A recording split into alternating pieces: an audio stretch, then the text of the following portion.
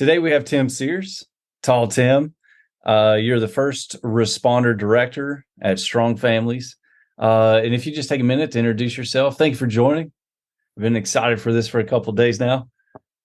Thanks, Jonathan. It's great to be on your program. Thank you so much. Yeah, my name is Tim Sears, and the nickname that I've been given for a while now has been Tall Tim. And when you meet me in person, you figure out why. And I am currently the director for first responders for an organization called Stronger Families. So, yeah, Stronger Families is a nonprofit organization that has been around since the late 80s. And they are their mission is to bring tools to help military, veterans, and first responders with their relationships at home and also at work. And the way they do that is through the home side. They do couples retreats, and it's a 2-day retreat where we have the people come together and they're able to really work on connecting with each other. And I'm sure we're going to talk more about that. Yeah, we will. In the program. But the world I come from, though, is kind of the first responder side. I was a firefighter for 44 years. I started when I was a volunteer when I was 16 years old. And I just retired from the fire service after 30 years as a professional firefighter for the city of Kirkland, which is outside of Seattle. And I was there for the 30 years. And just a couple of years ago, I retired. Oh, well. So. Right on. Yeah. So, how did you make the leap from firefighter to Strong Families? Sorry. Stronger Families. Yeah. It's kind of an interesting story because I really didn't want to retire. I was in a position where I kind of had to retire, and I didn't tell anybody why I was retiring. But what was happening was, I didn't want to tell anybody because I was dealing with PTSD, PTSI. People have different names for it. But it really brought havoc on me, and it got me to the point where I wasn't feeling comfortable going to work anymore. And I didn't want to tell anybody. It started in about 2018, where I started waking up with cold sweats and then it got into bad nightmares. Then it got into I wasn't sleeping the day before going to work. And to make a long story short, I basically in 2021, I just made the decision because I wasn't sleeping 4 nights out of the week, and I wasn't making good decisions at all. My mind felt like it was going like 100 miles an hour, and it was just not going well. And I thought, you know what? If I retire, then everything will reset. Everything will get better. I'll get my sleep back. My relationship with my bride will get better, with my family. And so I retired. And it was the hardest thing. I was not prepared for it. When I walked out the door, I lost my identity. Mm-hmm. And my mind went from 100 miles an hour to what I tell people, it just like went 1,000 miles an hour. And I struggled with concentration. I started going into isolation. There was just a lot of things that were not well for me. And about a month later, I got a phone call from this organization from a guy named Noel Metter. I'd never heard of him, didn't know anything about him. And he goes, "Hey, I want to talk to you about Stronger Families." And I'm like, "Okay, great." And he goes, "And by the way, I want to talk to you in person. So I'm going to fly up from Texas and have a meeting with you and talk to you about this." And so I get off the phone and I talk to my bride, and I said, "Hey, there's this guy coming up from Texas. He wants to talk to me about this organization." And she's like, "Don't sign anything. Don't give me money. Don't do anything." And so I met with him, and he showed me, the material and programs. He goes, "I want you to take this home and show it to your wife, and tell me what you think." And so we looked at it, and it was pretty much a lot of military stuff in it, but it was really good material. And my bride and I were like, man, where was this, when we first got married? Because there's just a lot of good fundamental type of practices and modalities in it that can really help couples with their relationship. And so I said, hey, I'm retired from the fire department. I go, I wasn't in the military. I wanted to be, but I had too big of feet and I was too tall. And so so I said, but I love the military. I have a lot of respect for them. And if there's anything I can do to help, let me know. And he goes, you don't understand. He goes, we want to take this to the first responders. And I went, what? Yeah. Which is huge. Yeah. I mean, he's like, we've been kind of playing with this for the last few years. And we want this to go to the first responders, and we want you to help us do it. And I said, no, I'm not your guy. I'm not your guy. I was a knuckleheaded firefighter that, I was a truckie for 20 years. I drug my knuckles around, that kind of thing. If you wanted me to break something, I could break that for you, but when it came to the type of person that would need to do that kind of job, I said, you need a battalion chief. You need a retired chief. You need someone that, is important and that can really, make this happen. And he goes, nope, you're the guy. I had several interviews with him, and I kept saying no. And finally, we had a big interview with a bunch of people on the team and some board members and stuff. And he goes, why do you keep saying no?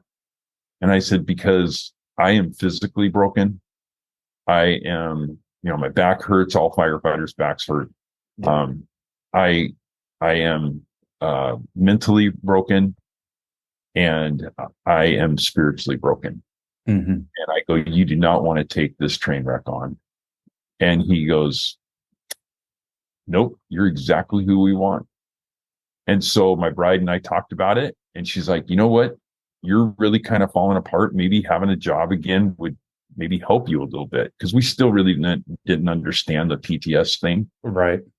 And so, I said, okay, I'll try it for a year. And, so Nolan and I sat down and we figured out, okay, how are we going to get this out there? And one of the things that we did was we contacted Sean Thomas with first responder conferences. And we said, hey, this is who Stronger Families is. This is what we're trying to do to help first responders and with their families. And she's like, oh my gosh, this is amazing material. I want you to go on the road with this. And so we get about an hour to speak. And we don't get to go to all the conferences, but we go to a lot of them. And we just got back from San Antonio. There was a first responder health and wellness conference in San Antonio. And I got the privilege to go down there and represent Stronger Families. And with our president and CEO, Noel Metter. And so that's what we do. We just kind of go around the country and we talk about it. And as we do that, we set up retreats, and we have these couples retreats, and they're, I can give you more information on it if you want, but yeah, we'll definitely get into that. I was going to ask you, so it all started in 2018, started spiraling downward.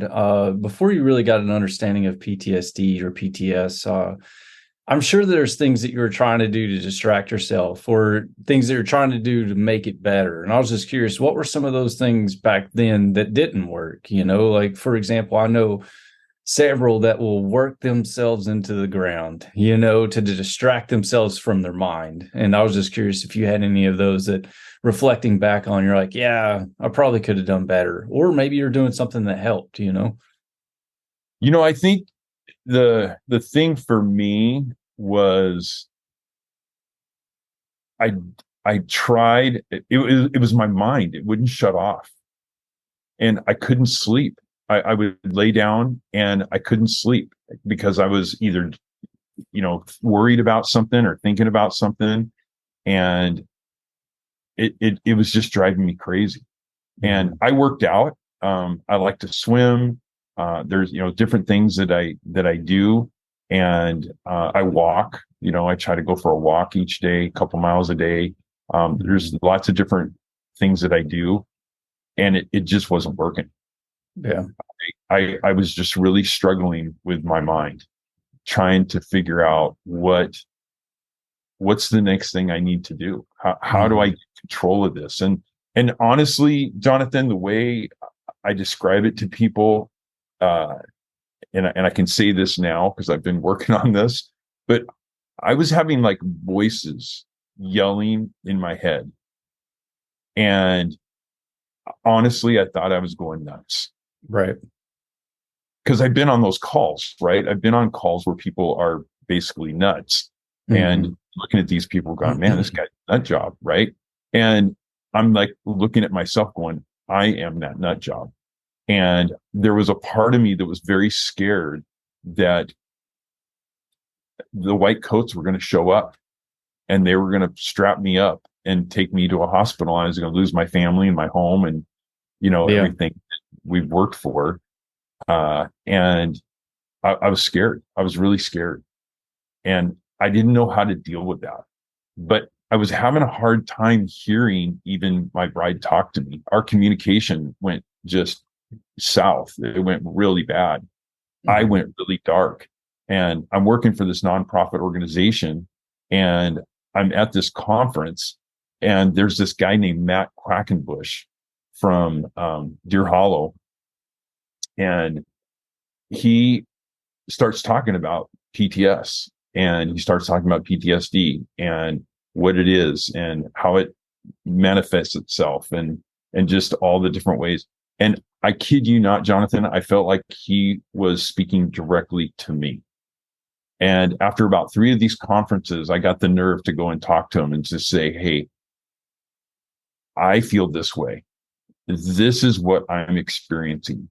And he goes, Tim, you need to get some help. And so I went through, they had this outpatient program through Deer Hollow, and it was a 6-week program, and it helped. It really helped. And I think it kind of helped save my life because I was, there's several things that helped save my life. There was the first responder conferences, right? First, it was Stronger Families, because if I wouldn't have gone to Stronger Families, I probably would have done myself in. And then it was the first responder conferences.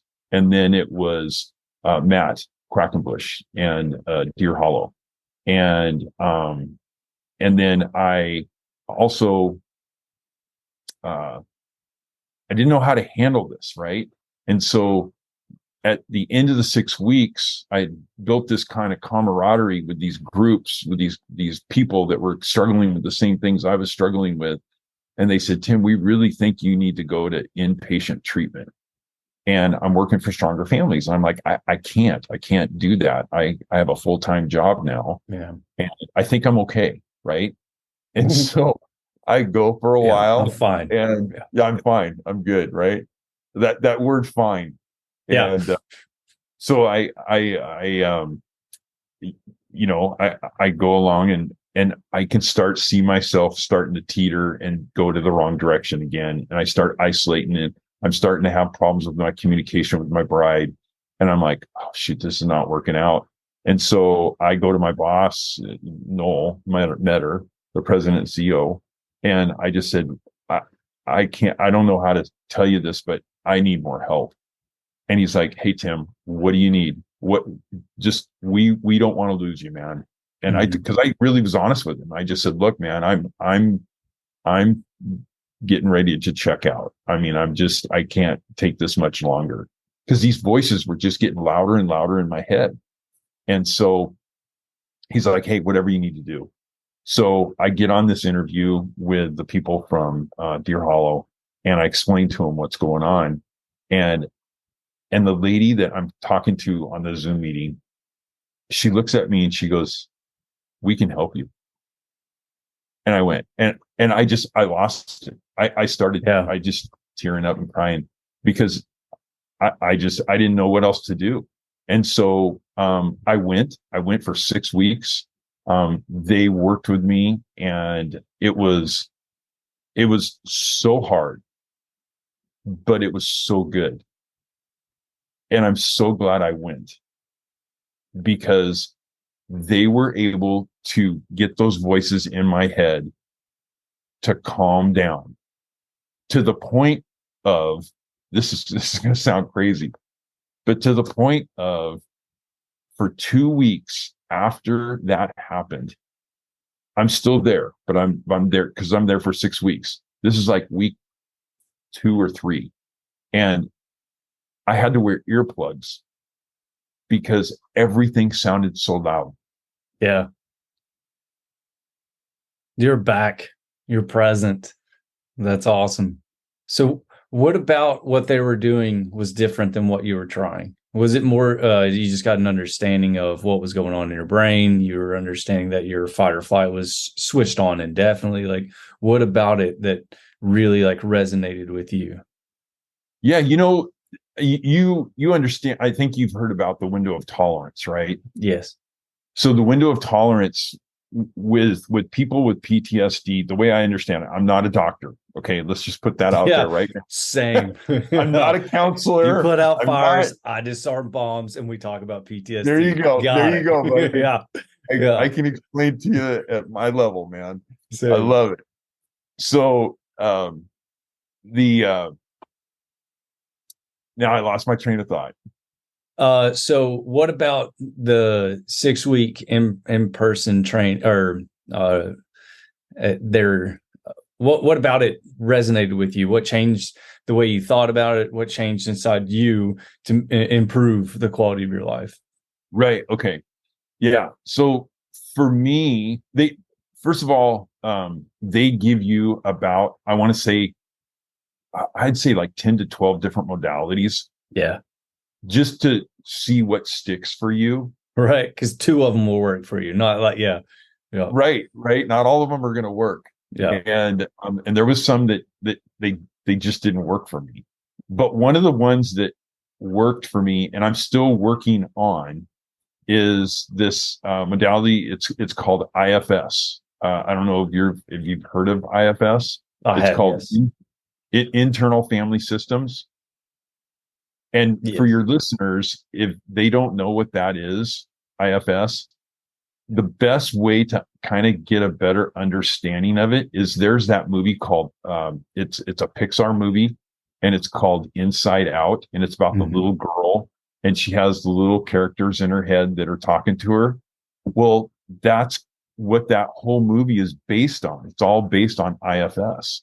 And so for me, my counselor was able to um, do a trauma uh, uh, a trauma. I wrote a trauma letter, and I wrote it out so that there was different parts, and those parts were then given to people in my group. And there was like, I think 8 or 10 people in the group, and I had 8 different parts, and he had them all read those out loud. And as he was, and he pulled me off to the side, and he's like, I want you to watch this. And as he had them reading them out loud, he would tell them, read louder, louder, louder. And to the point of everybody in the room is yelling. And it was at that moment that I lost it. I completely lost and just bawled. And he stopped everybody, and everyone was looking at me, and he's like, Tim, what are you feeling? And I go, you just acted out what goes on in my head. And one other guy started crying, because he felt the same way. And then other people were like, how did you not, end your life? I mean, it was just all this, right? I mean, it was just this moment.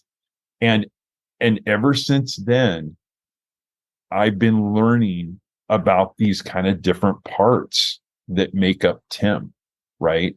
And these parts kind of get brought out in us through our trauma. And so one of the things they had me do is they had me do a trauma timeline, and it was from 0 to 5 years old, and from, 6 to, all the way. Well, I'm 62 years old. I had a birthday while I was there, by the way. Took some time. Exactly. So, I think the average time for a trauma timeline, I want to say like an average is like an hour, maybe an hour and a half or something. Yeah, I was there for 3 hours, and and it was brutal, man. It was brutal. It really broke me, and and at the end, I when I was doing my trauma timeline, I literally physically collapsed. I was so exhausted, and because I wanted the help, right? I wanted the help. I asked for the help. For the longest time, I fought it. I think a lot of us do that. We fight it. It's like, nope, I'm not going there. I'm not going to deal with this. I'm going to, Yep. I'm going to pack it in my rucksack, and I'm just going to keep moving on. And I got to the point where I couldn't do that anymore. Yeah. I was going to ask you, what was the mental health like in the fire department that you were at? Was that a common thing? Did you have places or people to talk to? What maybe prevented you from talking to someone? So that's a really good question, and that goes all the way back to my upbringing. And the reason I say that is because I kind of come from a police family. My uncle, first I had 4 uncles that were in the military, and one of them, the one I'll share about, was my uncle Joe.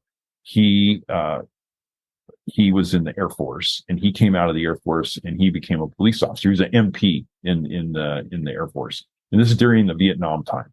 And all my uncles were over doing that stuff.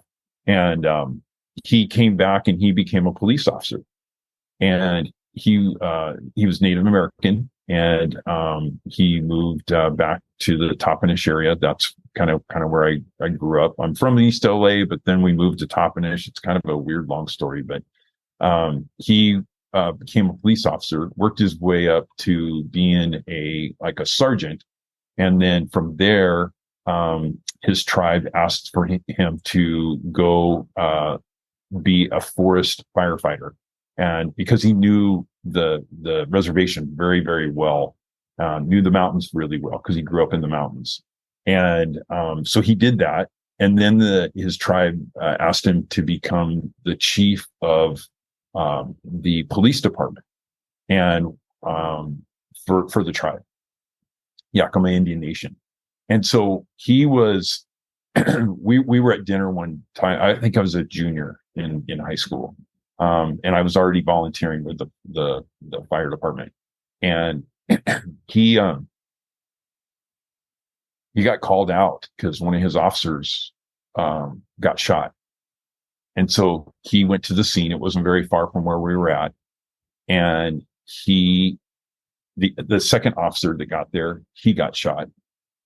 And then when my uncle got there, he shot one of the bad guys. I think there was 2 bad guys. And he ended up getting shot. The first officer got shot in the leg. The second officer got shot in the belly.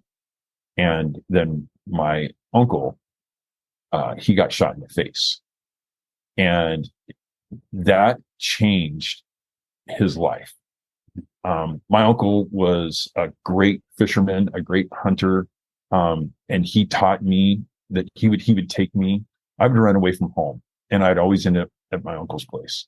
And he just treated me amazingly. And he taught me how to hunt and fish. And he would say, "Hey, we're going to go fishing. We're going to do this, whatever. Whenever we'd go get anything, he would bring it back and give it to, a widow or an elderly person or whatever." He taught us how to treat people with respect. And he would do that by giving them the gift of fish or elk or deer or whatever it is that we get. He was that kind of guy. Everybody loved my uncle. He was just a great guy. And after he got shot, he changed. And people started looking at him differently because he looked different. He looked like he had had a stroke. And you got to remember, this is back in the 70s. They didn't have peer support. They didn't have a chaplain program. They didn't have a clinical psychiatrist for the department. They didn't have, SISM team. They didn't have any of that stuff. And so the way my uncle handled it was he went to the bottle, he went to different things, and he didn't like the way he was becoming. And so he packed up his bags and he left my aunt and my 3 cousins and moved to the mountains.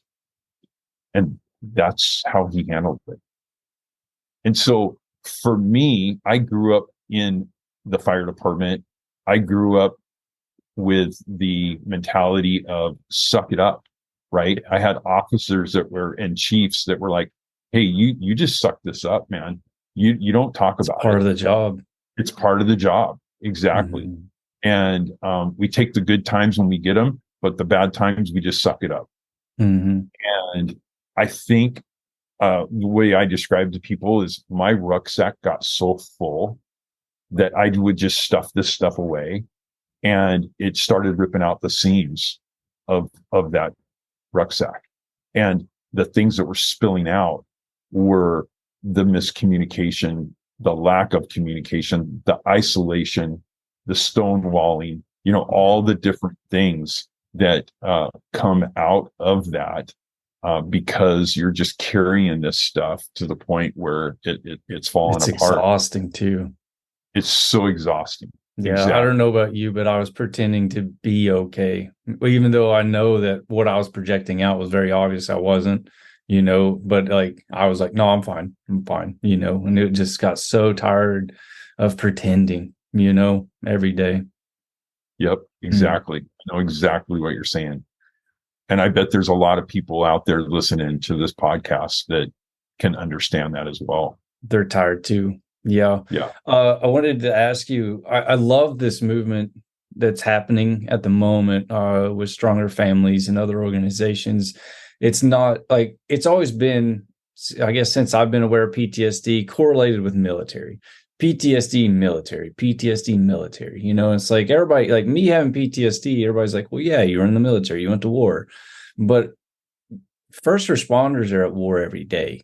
And they're at war here. They're not getting on a plane and coming back to another location. There's not that separation. Like I can only imagine police officers who deal with trauma in that local community, then going to the grocery store in that local community. And I'm really, really excited that there's a movement to get help to those individuals now. I think what we're doing, Stronger Families and these retreats and things, they're really helping what happens after trauma. I really hope that we can improve teaching. Like we're going to get into it. I have a note here because you mentioned it earlier about teaching us how to be spouses or husbands. And I think that's powerful. And I want to talk about that. But I really hope one day we can teach how to deal with mental health, how to teach with trauma, because I feel like I'm like you, it was like, pull your boots up, get after it and like push through it. I thought that trauma and that burden was what someone who goes to war deals with, as I'm imagining first responders see it as this is what heroes or what police officers and fire, this is what we have to deal with to save those lives, Mm-hmm. Yep, exactly. Did you find that there was a stigma for those like that may have tried to talk about it? Yeah, I think that there is. I think it's hard, right? People don't want to admit that they have a problem. I'm just going to say, nobody wants to. Yeah, nobody wants to admit that they're hurt and or sick or dealing with a mental type of thing. When we go out and we're exercising and we break our leg, it's like everyone's like, oh my gosh, you got to go to the doctor. You got to get that fixed, man. You're messed up. You're jacked up, man. You need to go get some help. Yeah. Right. But when it's our head and we can't see it, it's like, oh, well, is that real? Yeah. I mean, are you really that messed up? Because you Mhm. seem to be walking okay and you're able to talk okay. And you know what I mean? Yeah. It's just Physically, you're healthy. What's the right. problem? Exactly. Yeah. Exactly. And, but it's that mental side of things. And I think, Jonathan, you said something, you said, it's so important. I want to make sure that this gets out there, that I think we can change things. Yeah. I think And so the too. way we do it is by, reaching out to the new folks. I think these young people that we're hiring now, they're very smart. They're very intelligent, and they're looking at some of us old guys going, you know what? I think we need to try something different because that didn't work so well. Yeah. And Look you're at only all of lasting. you. Yeah, exactly. I mean, for the fire service, it's a 5 year. This is an average. 5 years after you retire, you're probably going to be dead. Same with the police department. And same with the police department. Exactly. And I've talked to I travel all over the country, and I've talked to first responders all over the country, and all of our stories, they're all different, but we have one thing in common. And that is we all have trauma, Yeah. and we all have experienced it, and we all have tried to just forget about it. And that's the one thing with trauma, you can't forget about it. Yeah. Yeah. It will come back and bite you, kind of like that snake story that I told you. Yeah. You want to get into that? The snake story? I like that. Sure, I'll be happy to jump into that. There's a passage in the Bible. It's in Numbers. It's in the Torah as well. Numbers is in the Torah, and it's a story about God and his people, the Israelites. And there's this leader that God chose. He was kind of voluntold. His name was Moses. And I don't think he really wanted the job, but he was saying, you're going to be the guy. So he was kind of the mediator between the people and God. And they're wandering around out in the desert and trying to learn all these different life lessons that God wants them to have. And they start going against God. And so God's like, okay, we're going to take care of this. And so he has these snakes come out of the desert and start biting these people, and they start dying. And they get all freaked out. They go to Moses and they say, hey, man, you need to go to God and tell him we're sorry. And what do we need to do to get these snakes from killing our people? And so Moses is like, okay. So he goes and talks to God, and God says, okay, this is what I want you to do. He goes, I want you to take your wood staff. I want you to make a bronze snake that looks like the snakes that are biting the people and killing the people. And I want you to put it on top of your staff. And every time somebody gets bit by that snake, I want you to have them help them over and have them look at that snake that's on that wood staff. And if they look at that snake, they won't die. And so Moses goes and tells his people, they get bit by the snake. They physically help that person over to look at that wooden staff with the snake on top of it that's wrapped around it, to look at it. And guess what? They didn't die. So that story has a lot to do with my personal journey of PTSD. And I can tell you the end of that story, or we can wait until the end of the podcast. It's up to you. We'll wait. We'll let the Okay. suspense Right. build a little bit. So if Cool. you're a younger version and someone started talking about mental health, do you think you would have been receptive to it? I think if I were younger now, Yeah. yes. But when I was younger, when I was 16, when I started in the fire service, if somebody would have been talking to me about it, I think the energy of that wasn't there. Yeah. And so I'd be like, what are you talking about? I'm fine. This stuff doesn't bother me. Yeah. Seeing this trauma, this doesn't bother me. It's just part of the job. Right. Because that's what everybody else said. Yeah. But Yeah. there were times, and I'm sure you can relate to this, there were times where the world kind of like, it didn't stop, but it would slow down. Like things would go into slow motion. You'd go to a call and all of a sudden it was like, whoa, everything's like in slow motion. Why is Yeah. that? And Hmm. then you kind of snap out of it and then you do your job. Did you ever feel that? Yeah. Yeah. A lot. A lot of times when we were either ambushed or whatnot, and it was really intense, I felt like no, it would slow down a lot. And then I was just, I guess, hyper focused. It would depend on the Exactly. person. I would see, because almost like I was stepping outside of myself to watch it, and you would see individuals who would freeze. You'd see individuals who would do absolutely anything they could to get to safety. And then you have the other ones that would just push through, and we would just operate and we would just function, but it was just hyper attention to everything that was going on. Yep. Yep. And I think police officers do that. I think firefighters do that. I think dispatchers do. I think there's all the first responders out there, nurses, doctors. I think there's times in their career where that happens.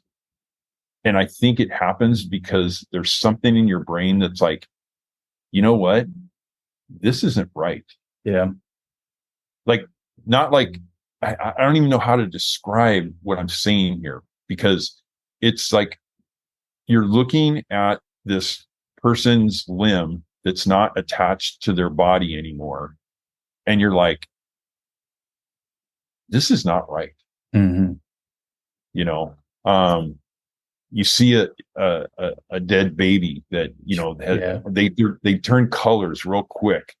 And you're looking at this and it's almost like it's not real, right? It's Yeah. almost like this isn't real. In my brain, I'm saying, in my mind, I'm saying, this is not real. But Yeah. then it's like, no, this is real. And I think that it's that kind of moment. And I think it's those types of trauma, and I'm Hmm. going to call that trauma, that we internalize Because we can't accept it. at that moment. Yeah. And we're like, nope, this is too heavy. We just Yep. pack it in a little bag and we just carry it with us. Yep. Eventually, we got to unpack that rucksack. Or Uh, it's going to fall apart. exactly. And or it's you're gonna accept it or it's gonna kill you. Yeah. I feel like, and it's either the simple way where suicide. Suicide is one of the, I think, number one killers of first responders and military. I know I've lost more EOD techs to suicide than I did in the actual war. And Wow. then No. nowadays it's like it's not just suicide. You see them, they're extremely obese, they're Mhm. addicted to food, they don't Mhm. exercise, or they use food as comfort. And then there's other ones that drink themselves to death, drugs. It's just it kills them from inside, and it's horrible to see. And I Yeah. just don't. My goal is try to figure out what is that inside of us that's preventing us from getting that help. Which I feel like it's pretty simple. It's ego, but what part of the ego and why? That's what I want to Yeah. figure out, because I The know a lot pride, of. Yeah, I feel like maybe it's the death of who we think we are.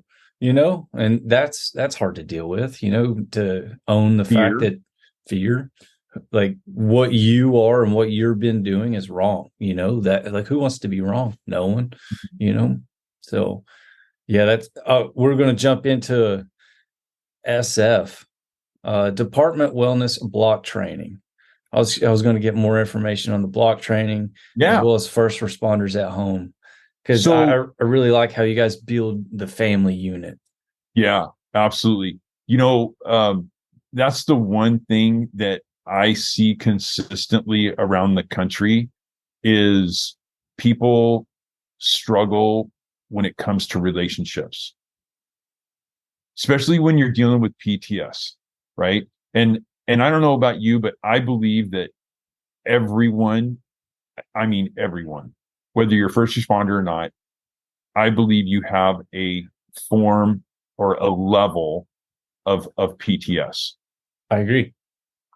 And I think for you as military, for us as first responders, I think the level is much, much higher. And because we are in that window of tolerance, and that upper window is the fight or flight, I think that is where we have a tendency to get stuck. Mm-hmm.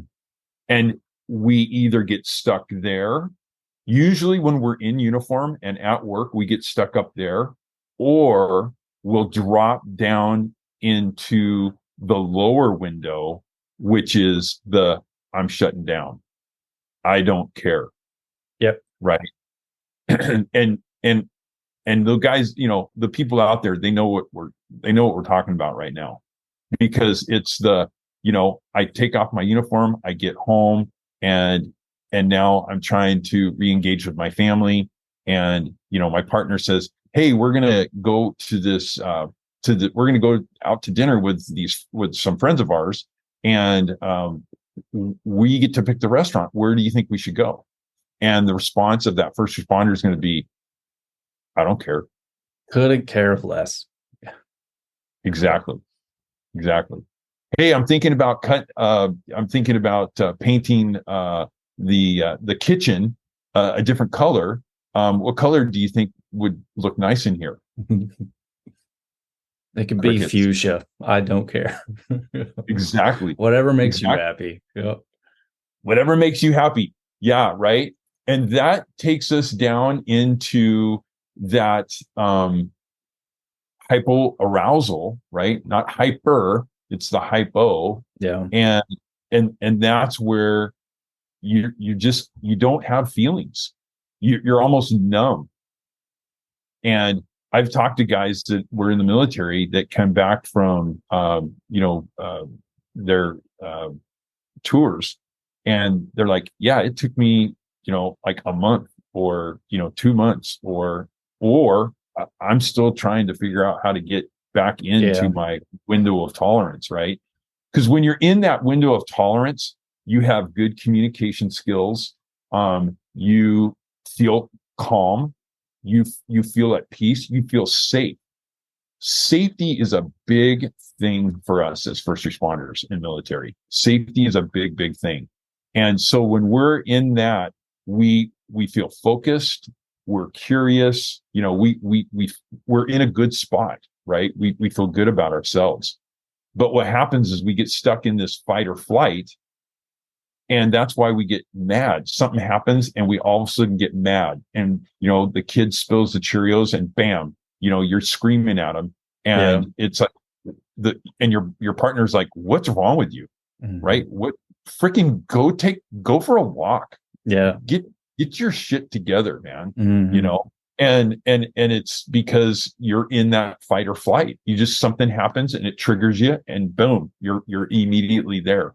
And then there's that other part that we talked about, that freeze, that shutdown, that hypoarousal.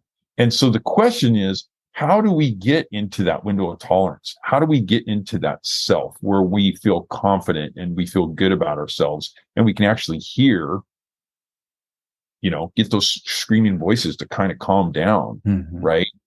And so we talk about that in Stronger Families. We talk about this window of tolerance, and we talk about the things that you can do to better communicate with each other. In that retreat that we do, we talk about communication skills. We talk about how to bridge that gap from being at home or being at work and then going home. We talk about how do you deal with conflict, right? I mean, is conflict good or bad, right? We talk about those things, mm-hmm. and it's all part of that 2-day retreat that we do, and that the first responder is able to go to, and they have them in the military too. I think we were like 2,000 chaplains that use the material. It's been Pentagon approved, which is really cool, and so that's why it's been able to be in the military for so mm-hmm. long. And they're just proven tools that are really help people with, getting better at their relationships. And so what we did was I sat down with Noel and I said, this is amazing material, and these retreats are absolutely amazing. And we're seeing these lives that are being transformed. It's just awesome. It really helped my bride and I with our communication skills. But we have departments out there that have poor communication. So how can we take these tools and convert them? And so we came up with this, what we call department wellness block training. And it is all about relationships. And one of the things we do that is really cool is we do a personality assessment before the class. So you go online and you go through this assessment, it asks like 25, 26 questions, and it comes out with like 16 or 20 pages of information about you and your personality and, what upsets you and what is it that, what's the best way to communicate with you? What are your strengths, right? What are the things that you can bring to the table that can help your team? And then we go through these different, classes that last about 2.5 hours long.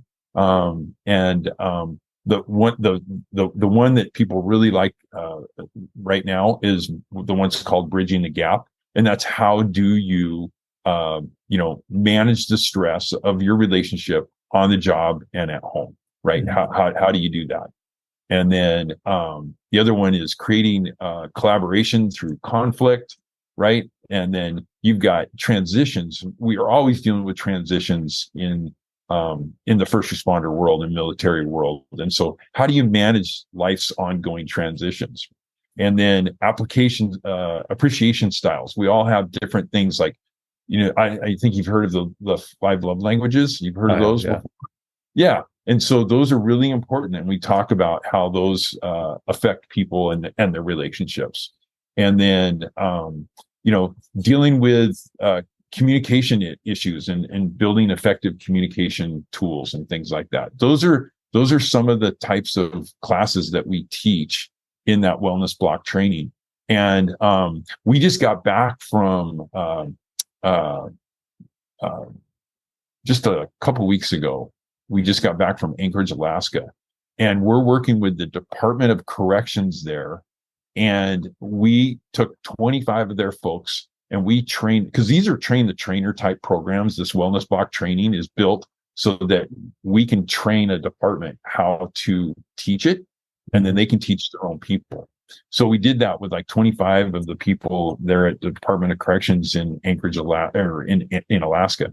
And we met with them in Anchorage, and they like the program so well that they're going to have those 25 people go through and teach all 2,100 people in their Department of Corrections this material.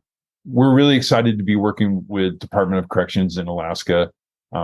They're excited about the program that we're helping them with, because they want to have better communication within their department, amongst their own people. And they know that this material will also, because if you have a happy worker at work, that's going to help them at home. And if you have a happy worker at home, that's going to help them at work. So that's why Stronger Families has the work side and the home side. I like that. So that jumps us into first responders at home. So that program, I know that we talked about it briefly, teaching us how to be better spouses and husbands. Like, what did you get out of that? So the one thing that I struggle with, and I talk to a lot of different guys, and it seems like we struggle with, is we have a hard time listening to our partners. And so one of the things that we do in the retreat and in some of the other materials that we have is we do this thing called a couple log. And it's basically, how do I communicate in a way that I can actually listen to what the other person is saying? And so it starts off with what they call mirroring listening. Like, it's kind of like you're looking at the mirror, right? And you're speaking, and then you're going to repeat back what you heard. And so, for example, I'm talking to my bride, and we start doing this.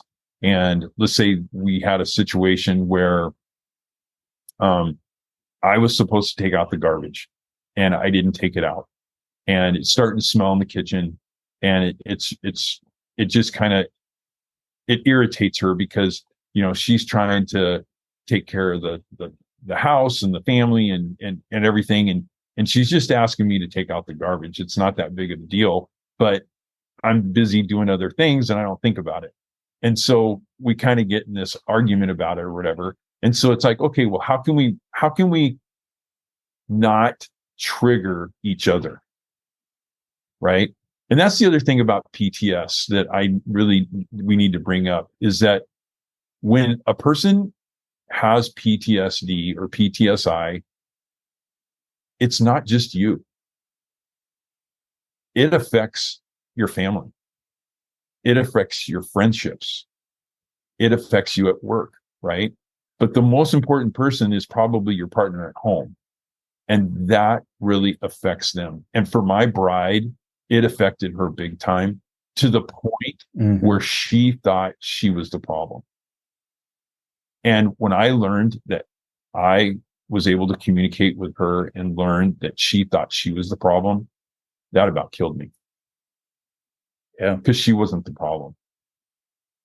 Mm-hmm. So yeah, secondary PTSD. It's really it's bad. real. Like we give it to everybody. The worse we are, and it seems the closer a person is to you, the worse you treat them a lot of the times. Yep. So in this couple log thing, we'll take this topic of the trash can situation, right? And we'll say, okay, let's talk about this. And you do this in a non-conflict time. And so it's like, okay, let's discuss this. And so I pull out my paper, and it's how to use this thing called a couple log. And the first step is I need to listen. And so it's all right. What does that mean, listening? That means I keep my mouth shut till she's done talking. And so she starts off with, it really hurts me when I feel like you're not, keeping your end of the bargain. It really hurts me that you're not willing to be aware that the garbage is full and that you need to take it out. And I just wish that you would be more aware of what's going on around you. And she stops. That's my opportunity to come back with, so what I heard you say, what I'm hearing you say, is that it really irritates you and you don't love me anymore because I'm not taking out the garbage. And she's like, no. That's not what I said. Right? You follow, right? Yeah. I mean, that happens, right? Yeah. You see what I'm saying? Yeah, we take it to extremes. Exactly. Yeah. Exactly. Yeah. And she's like, no, that's not what I said. I said, it disappoints me that, right? And so then I repeat it again. And once I get it right, she says, yes, that's what I said. And now I've got it recorded in my brain the right way. And then I come back with, is there anything else that you would like to say? And she says, yeah, the house starts smelling and the flies come in and there's all these, things that, and all you have to do is just take the garbage out. And it would really help me, to have you do this. It's the one thing I'm asking you to do. What can I do to help, that kind of thing. So then I'm like, okay, I need to listen. And I'm like, okay, so what I'm hearing you say is you would really appreciate it if I would take out the garbage because you don't want flies in the house and you don't want the house to smell and that sort of thing. And she's like, yeah. And I'm like, okay, is there anything else? And she'll say no. And I'll say, okay. Then I go to step 2. Step 2 is validation. Validation is me speaking to her saying, you know what? I can understand how this upsets you and how by me not taking out the garbage, you feel like I'm not being a team player and how that is not fair to you. is that kind of how you feel? And she goes, yeah, yeah, that's where I'm at. Mm-hmm. Right. So there's that validation. But now, did I say I was wrong? Did I say she was No, right? I didn't, right? no. I didn't do that. Met her. Exactly. So then I go to step 3. Once she agrees with what I've said, I can go to step 3. And step 3 is empathizing with her, getting in the hole with her because she's down, right? She feels bad. She's kind of in this hole. And I need to get down in this hole with her and say, you know what? I'm sorry. But I'm so glad that you felt like you could come and talk to me about this. And I'm gonna try to do better.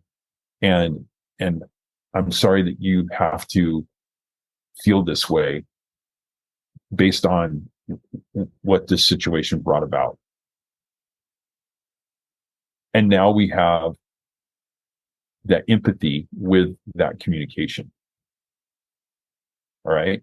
It doesn't, Right. I haven't taken the garbage out yet, but I have communicated with her in a way that she hears me talking and or she's talking and I'm listening. Mm-hmm. And I validate her and I can empathize with her. Those are good communication skills that we're not taught in having a relationship. How many relationship classes have you been to? How many relationship classes have you been to when it came to, let's say, in grade school? How many of those? None, right? Zero. Right? Yeah. How about this? Yeah. How about in high school? How many relationship classes? None. No. Okay. How many No. in after high school? In the military. The military None. have you go through some communication classes? No. No. Taught us how to disarm bombs and not There you die. go. Yeah. There you go. So Yeah. that's my point is we really, most of us aren't taught on how to communicate in a way that is healthy. Most of us, and Mm-hmm. I'll speak for myself, I came from a home where communication was whatever my dad said, that's what went. And there was no Yep. discussion. There was no questioning. Mm-hmm. There was no opinions. It was, you do this, and if you don't do this, there will be a penalty. Yep. And that was for me and my mom, right? I mean, that was the family dynamic that I grew up in. And so communication, well, yeah, there's communication. My dad tells me to do something, I do it. Yeah. Not End of in the story. story. Yeah. There's no Yeah. validation. There's no empathy. Yeah, Yeah. exactly. Yeah. So these are proven tools that we use to help couples, to help them be able to communicate better. Because really, communication is the key. It really is. Yeah. Yeah. Because if you can do it about the trash, that's baby steps to the big stuff. Exactly. Did you ever find that it was hard to open up with your spouse about, I guess, work stuff or your mental health and your trauma? I know that the common theme that I hear a lot is they're not going to understand. They can't relate. How did you bridge that gap? Like, how did you get past that? So for me, I did it wrong. I'll say that right out loud. I did it wrong. I did too. Yeah, I would come home from a shift, and sometimes it was a 24-hour shift, sometimes it was 48, it might have been 72. I was a fire investigator for 7 years, and so I'd get called out all different kinds of hours in the night and stuff like that. And I'd come home, and my bride would say to me, "Well, how was your shift? How was your call? How was whatever?" And my response was, "Fine, fine, everything's fine. It was fine. How was work? Fine. How's all the guys at work? Fine. How are you? I'm fine. Okay." And then we go about our day. What's wrong? And I can't figure it out because I've already stuffed it away. So Yep. it was a bad thing, right? It didn't work out well. And the reason I did it, and I don't know, I can't speak for everybody out there, but for me, it was a safety thing. I didn't want the trauma that I was dealing with at work to come home. Yep. 100%. I didn't want my negativity and things that I saw to impact my family in a negative way. Exactly. And so I would just pack it away. And now what we teach now is, especially in this class called Bridging the Gap, is we teach healthy ways. Because here's the thing about this window of tolerance, right? Your body, your brain wants to go to feel that calmness, right? It wants to feel. And so that's where alcohol and drugs and things like that come in, because it's a false sense of security. Wow, when I drink, I feel better, right? Yeah. When I do drugs, I feel better. When I sleep with other women, I feel better. When I look at pornography, I feel better. Mm-hmm. But it's not real. It's not real calmness. It's not real, a good place, right? It's right. False. It's a false. So it's temporary. It's temporary too, right? Yeah. And it's going to hurt you. It's going to hurt you. Yeah. And so what we do in this class called Bridging the Gap is we talk about, what can you do? What can you do to get, when you get off shift, what can you do to be able to re-engage when you get home? And we have like 9 different things. We have a thing that we present in our class. But a couple of the things that you can do is you can take a cold shower when you get off shift. And that cold shower, if your listeners out there have never done it, I really recommend that they give it a try, because they're going to hate it. And but what it does is it resets your brain. And these are scientifically proven things that people are doing, that they're actually seeing results to get back into that window of tolerance, to get out of that fight and flight and get back into that window of tolerance. And one of them is you've heard these cold plunges. It's becoming real popular. Yeah. And it's because it's real. You get into that 54-degree water and it is going to change your life real quick, because. Yeah, I've been doing it. Oh, good. Good for you, man. It's awesome. Yeah. It's a huge dopamine dump in the morning. It's better than a cup of coffee. It's awesome. It's so awesome. I do it every morning as well. I did it before our interview. I was taking a cold shower, getting my head squared away, get in here. Yep. And so that's one thing. The other thing is meditation, and you can do like a box breathing type meditation if you want. And what we encourage people to do is pull out a journal. Like when you get off shift, go sit in the car and pull out a journal and write down the things that bothered you on that shift. Write them down, and then do your box breathing and breathe that out. Like you're mentally watching that negative stuff come out of your mouth when you're breathing. Just breathe it out, right? And if people are into prayer, then pray it out. Whatever it is that you're, into, just get it out of your system. Leave it, right? You want to get that stuff off of you. And then the next thing you can do is, after you write down those 3 things that bothered you, then write down 3 things you're grateful for. Always end with 3 things you're grateful for. And it could be your partner, it could be your dog, it could be whatever, whatever it is. Maybe you're thankful for your job right now. It's kind of bugging you or whatever, but you're thankful for that job. And so write it down. And then when you are in that journal, the reason people are like, well, why do I have to write it down? Well, I'll tell you why. Because I really hope your listeners out there, if they're first responders or military, I really hope they have a counselor that they're seeing on a regular basis. And if they're not, I recommend that they do. And the idea behind that is that when you have this stuff written down and you go talk to your counselor, if you don't have it written down, and this is the way I used to be, I saw a counselor for a long time, and we would get in either face to face or, on Zoom, whatever. And it'd be like, hey, Tim, how you doing? I'd say, I'm fine. How's things at work? I'm fine. How's the family? I'm fine. Okay. Now, what does that therapist have to work with when it comes to, Nothing. right, exactly, right? Yeah. So, but if I open up my journal and I say, hey, you know what? I went on this call and it was an automobile accident that killed two people, and one of them was a kid. You know, this bugged me. And when I got home, I got irritated because I wrote down again when I got home. I got home and I started barking at my partner at home, my bride, for no reason. I think it was because of this call. And oh, by the way, 2 nights later, I had a nightmare about this accident, right? And I journal this stuff. And when I sit in front of that counselor and the counselor says, how are you doing? I can just go, well, let's take a look at my journal. Well, there's 3 things that relate to one call. Now we've got something we can work with, right?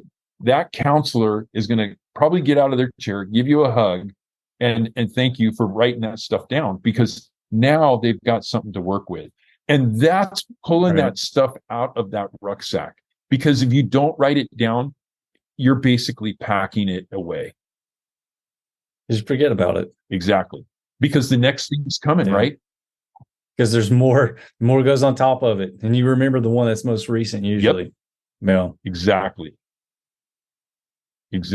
Yeah. So back to the story of you walking through the desert. So the reason I like this story, for me, this is my personal journey, and we all have them out there. We all have our own personal journey. But for me, I believe that snake that is going through that desert is trauma. And I'm wandering around in that desert and I'm getting bit by this dadgum snake. I don't know when it's going to happen, but it happens. And when it bites me, the venom gets in me and it's a poison. And that poison has one thing to do, and that is to kill me. And so I feel like I had to ask for help. And I had my bride, I had my kids, I had my friends, I had Stronger Families, I had first responder conferences, I had Deer Hollow, a place called Mighty Oaks. I mean, these are people that came with me and carried me in front of that wooden staff that has that bronze looking snake on it that represents my PTSD. And I had to look at it. I have to look at it. And I've got this team of people that love me and care for me and want to see me live every day.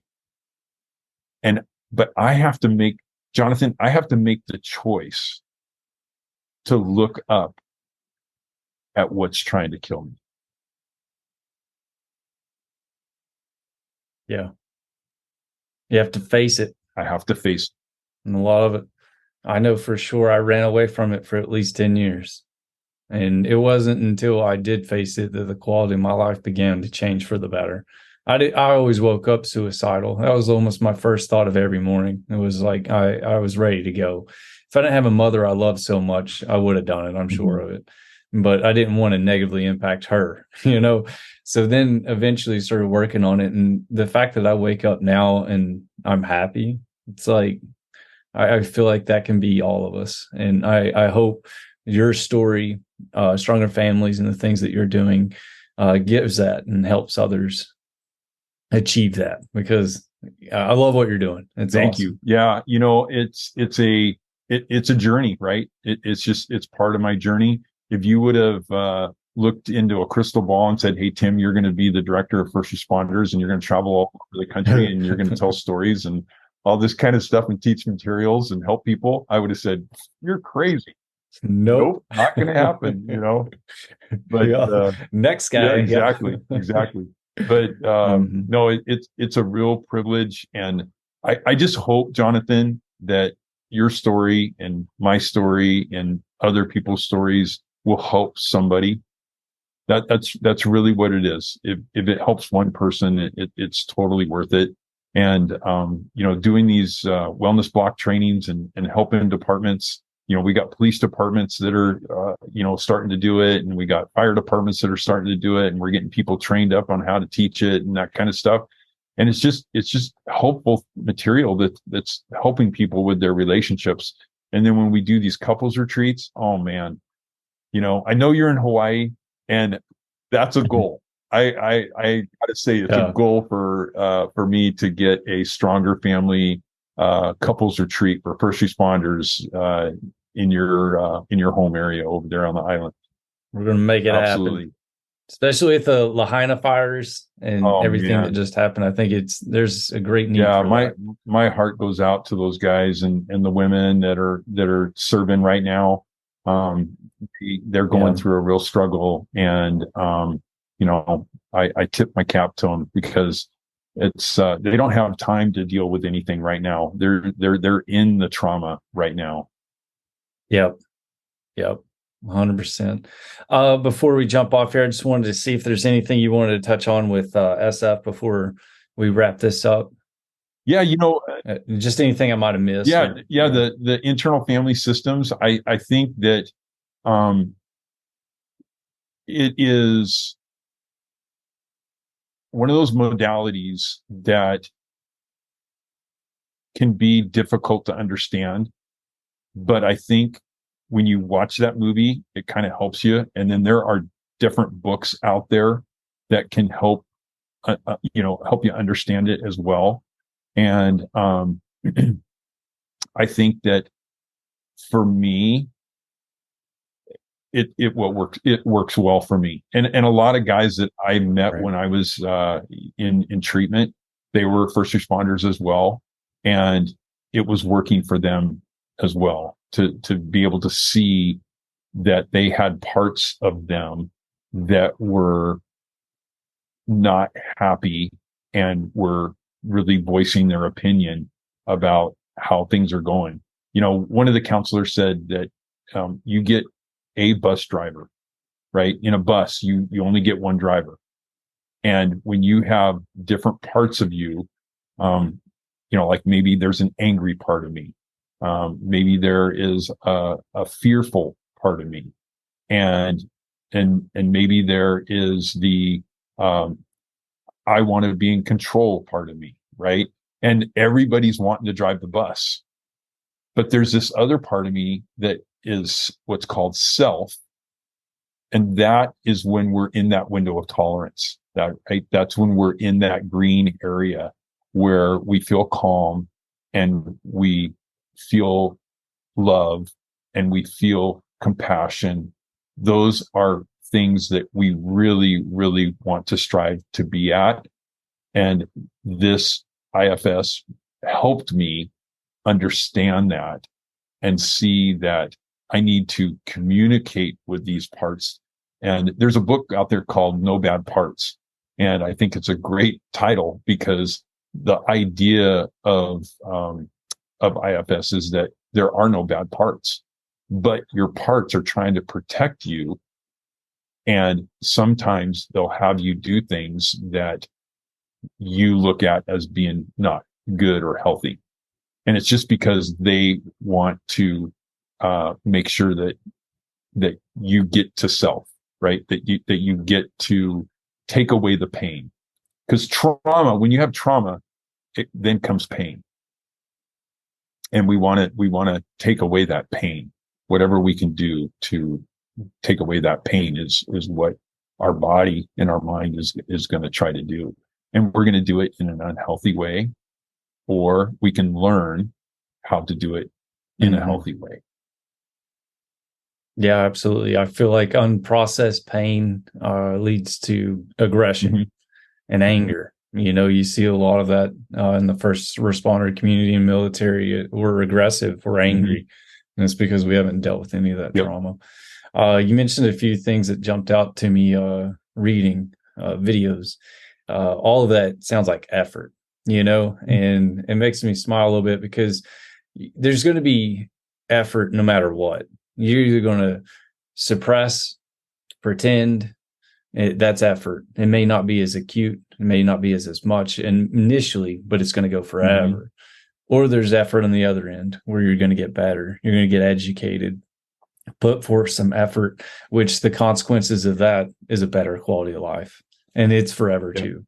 So there's a fork in the road, and everybody's got to pick which direction they want to go. Absolutely. I agree 100%. And, you know, when you have somebody that you love, you know, whether it's your partner or whether it's your kids or whether it's your mom, your dad, you know, whoever, but those are important. But what I learned at this treatment was I have to love myself first. Yep.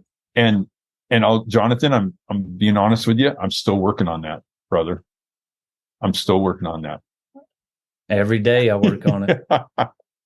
I look back on things that I've done in life, and a long time I didn't felt like I deserved it, you know, and we all do. You know, the better we are for ourselves, the more we love ourselves, the more that we can love others and be there for them, you know. And it's our way of giving back. Yeah. My bride said something. Well, bride said something to me this morning. I got to share this with you. She goes, I had some bad nightmares last night. I didn't sleep good last night. And I didn't tell her about them, but I just, you know, said that I had a bad night. And she comes over and she gives me a hug, and she tells me, she goes, you know that I love you, right? And I go, yeah, I know you love me, and I love you too. And she goes, but do you know I love you more than I love my horses? Oh, that's big. And I'm like, wait a minute, are you sure? Are you serious? That's good. That's funny. Good for her. I hope it wasn't the recording, because sometimes I do the same before recordings. Like last night, I was up until almost 1, and it's not so much talking to others that gets me that way. It's just the I don't know, the EOD community. Like I was always taught, initial success or total failure. So I get stuck in my head like, oh, well, what if this doesn't go well? What if this happens? You know, what if the internet crashes, which it did? You know what? We're just going to adapt and get through it, and it's okay. Right on there. And that's why I love this. It challenges me, you know, and I feel like if we advert or avoid challenges, then it makes us more susceptible to triggers, you know. So I just lean into it head first. Cool, man. Me too. Makes us better. I'm in it. Awesome. Well, that's all I got. Do you got anything you want to talk about before we bounce? No, man, that's good. I'm good. Thank you so much for letting me be on the program. And I just really hope that it helps listeners out there. Oh, it will. I'm sure. It was a really good story, and it resonated really well with me. So I'm sure it will with others. Cool.